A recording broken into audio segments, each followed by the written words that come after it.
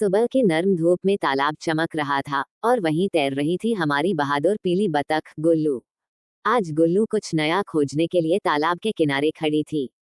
उसकी आंखों में रोमांच की चमक थी, मानो जंगल उसे बुला रहा हो। तभी उछलती कूदती उसकी सबसे प्यारी दोस्त खरगोश मिन्नी उसके पास आ गई। दोनों ने मुस्कुराकर एक दूसरे को देखा और साथ साथ जंगल की ओर बढ़ने का फैसला किया। जंगल में कदम रखते ही उन्होंने देखा कि रास्ते में कुछ अजीब पैरों के निशान पड़े थे।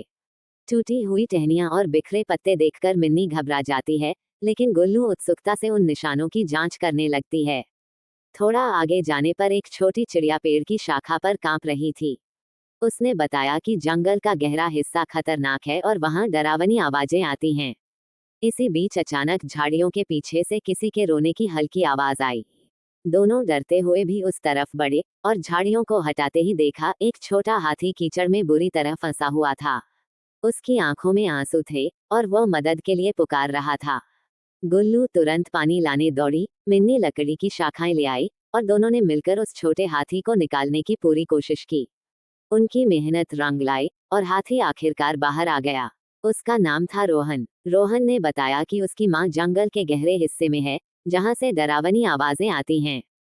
तीनों थोड़ा घबराए, लेकिन फिर भी हिम्मत करके उसी दिशा में बढ़ते चले गए। अचानक जंगल कांप उठा। एक भारी डरावनी गर्जना चारों ओर गूंज उठी। पर जब वे करीब पहुंचे तो देखा कि वहां कोई खतरनाक दानव नहीं, बल्कि एक घायल शेरनी पड़ी थी। उसके पास उसका छोटा बच्चा बैठा था, भूख और डर से कांपता हुआ। डर के बावजूद गुल्लू हिम्मत से आगे बढ़ी और शेरनी के घाव को देखने लगी। मिन्नी और रोहन उसके पीछे खड़े थे, सहमे हुए मगर भरोसा बनाए हुए। फिर तीनों ने मिलकर शेरनी और उसके बच्चे की मदद की। मिन्नी फल लेकर आई, गुल्लू ने घाव साफ किया और रोहन ने रास्ता साफ करने के लिए बड़े पत्थर हटाए। उनकी दोस्ती और हिम्मत देखकर शेरनी की आंखों में कृतज्ञता के आंसू आ गए।